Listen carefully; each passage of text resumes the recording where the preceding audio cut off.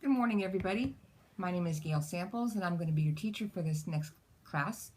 I'd like to take some time to, first of all, introduce myself to you and go over some of the requirements for the course.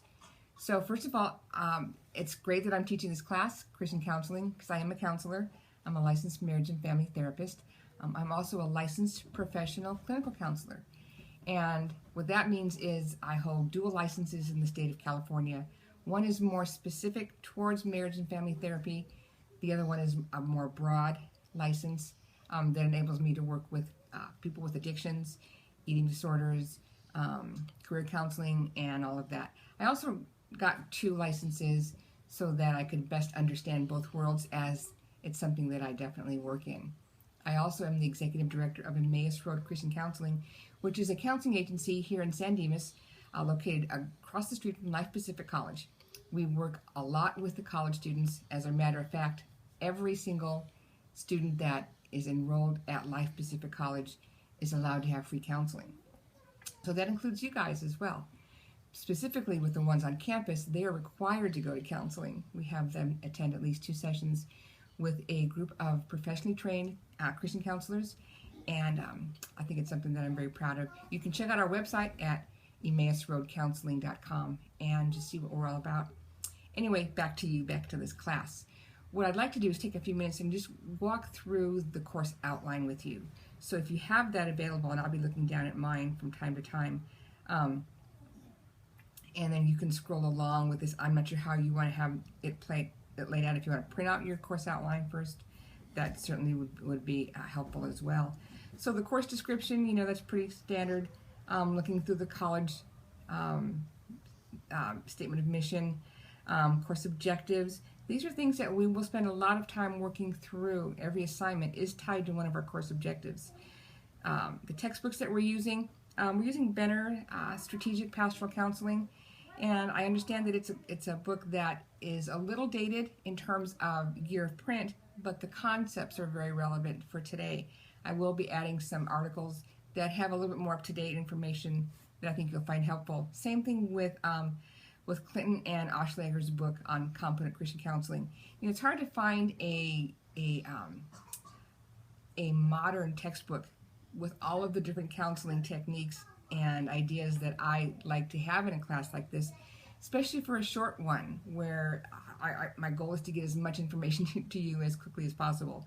So bear with us for those dated textbooks. And then the Quick Reference Guide to Biblical Counseling by Clinton and Hawkins.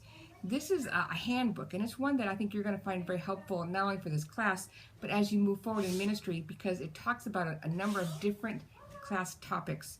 I'm sorry, not class topics, but a number of counseling issues, counseling struggles that people have, and gives you some very easy to follow directions, some goals, some things for you to understand, some references and resources, which is something that we're going to work on as we work through this class. So anyway, that's about the textbooks. This class is run very similarly to the other classes that you've already had, where it's a 5-week intensive class. And we have, on our course page, we'll have weekly announcements, we'll have prayer requests, reading assignments. I do give a weekly quiz, and the purpose of that simply is to ensure that the students do the reading. I know how easy it is to be overwhelmed by stuff that you're doing and to have a lot on your plate, but I feel the reading is going to be so valuable and useful to you. So the quizzes, they're short. They're only going to be a couple of questions, and they will be timed, but they're open book, open note. So I don't want you to get too worried or stressed out about having to memorize information. It will all be practical information. So what I suggest that you do is just skim the material so that you know where the different information is located before you take the quiz, and then as you take the quiz, then you'll be able to answer the questions. The discussion board, I think, is the heart of the classroom, and it's where I will post a question and you will respond to me, but you'll also respond to your peers. Which I think is a really a fun way to do a class. You're expected to reply to at least 2 of your peers, and so that will give you an average grade. If you want an excellent grade, then you'll need to exceed that amount. So just some information. And it's hard when you're in school, and it's hard to know what the teacher expects. And it's interesting, some or most students think that if they just do the minimum that's required, they should get an A, but that's not always the case. So I expect you to exceed my expectations in order to get an A in this class. And I'm very clear about what I expect, so that will be evident, I think, as we move through the class. I tend to grade a little easier at first, just so that you get an understanding of what I'm looking for. And again, I always tell you, this is exactly what you need to do. To get an A, this is what you have to do to get a B. I know some students like to know how to get the grades that they want. I expect that your discussion board posts are substantive, which means you have to go beyond, this is what I think. I want you to discuss the information, so don't just spit back what your textbook says. You need to really dig deep, and we call it critical thinking, and you get graded on your ability to do that. Again, I coach you through this, I'll help you through it, but also when you respond to your peers, it's not enough to just say, well, good job, or good post, or I like what you said. Tell us why you like what they said. Tell us why you think it's helpful. Tell you why you think it's important. So continue on with your posting in that regard. So I'm here today with my grandkids, and you can see my granddaughter Jace is going to walk through, and you're going to keep on going, Jace, because I'm talking to my class. Okay, thank you. All right, video reviews. One of the things that I think is so helpful in a class like this is for you not just to hear from me, but for you to hear from experts in the field. And there are a number of them, a lot of them I get from Biola University, and so you will watch a video every single week about a specific topic. I want you to watch the video, and as you're watching the video, I'd like you to take notes on the side, just bullet point notes, and you can type them out by hand, or you can write them out, and you can just take a picture of them and upload them, whatever's easiest for you. But I do want you to take notes about what you're reading, about what you're watching on the video, and I want you to, in addition to giving me the notes, I want you then to tell me a summary of that video, and most importantly, give me your thoughts. You know, do you think that what you just watched was relevant, irrelevant, and how do you plan on using that information in your ministry, in what you're doing?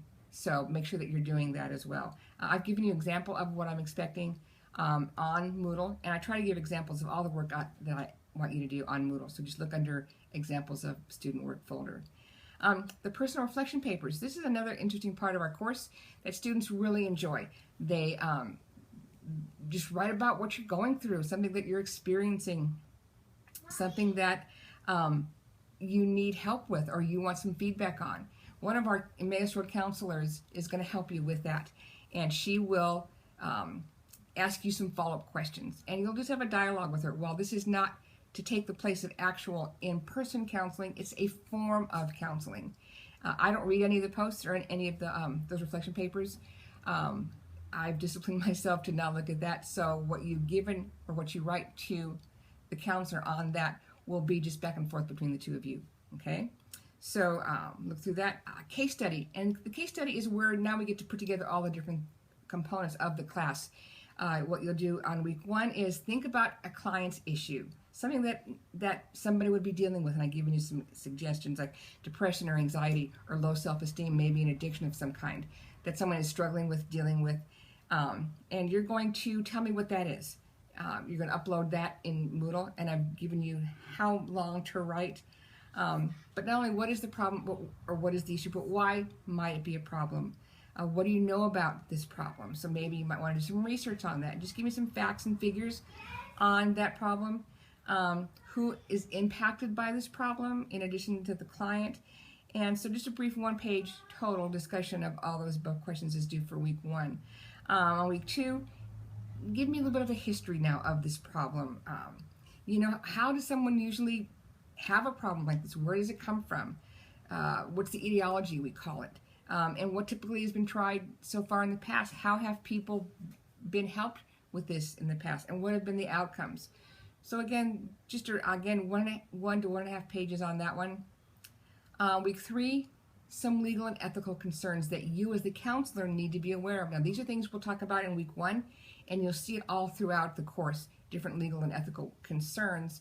I've also uploaded some links on Moodle to some different counseling, Christian counseling web pages that talk about legal and ethical issues, so you'll get some information from that. Whenever you use a source, you have to cite it. So make sure, I should see citations in every one of these papers that you submit. Again, these are just short, 1 to 2 page papers, that you'll do. Week number 3, in addition to the legal and ethical concerns, what are some questions that you would ask somebody? Now, this is where your quick reference guide comes in handy. You can look at those and you can get some ideas of questions you would ask someone that is struggling with that issue. So, and we use what are called open-ended questions and closed-ended questions. The open-ended questions are just simply yes and no questions, and the closed-ended ones require more of an answer from that. So I've given you some guidance on this, what that looks like. On week 4, this is for your resources and referrals. So you're working with someone that has this problem. What might be a resource that you would have for them? Again, I'll refer you back to the quick reference guide that gives a lot of resources for a number of these things. And what referrals might you give them? Now, these would be specific to your area, because the goal of this assignment is to get you comfortable and help you work with someone that's struggling with this area, but then for you to help, or for you to design some kind of a packet for yourself that, yeah, here are our local crisis pregnancy hotlines. Here are our sheltered for battered women. Here's our whatever you're working with. And then you can give me what those resources are. And why would you provide that resource or that referral?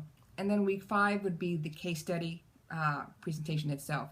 And what I'd like you to do is to create a PowerPoint with just maybe 5 to 10 slides, and I will assign you to small groups of maybe 3 or 4, depending on how large the class is. And what you do is you'll just present that to your class. And again, more of this will come as we move closer through our time together. So if you grading rubrics, I also give you those that you can look at, sample papers or examples. And that's basically the heart of the class. I will upload a new video every week to give you a little bit of feedback on how you've been doing and what you can look forward to in the coming week. So that's it for now. It's going to be a great class, and I look forward to seeing you on the discussion board.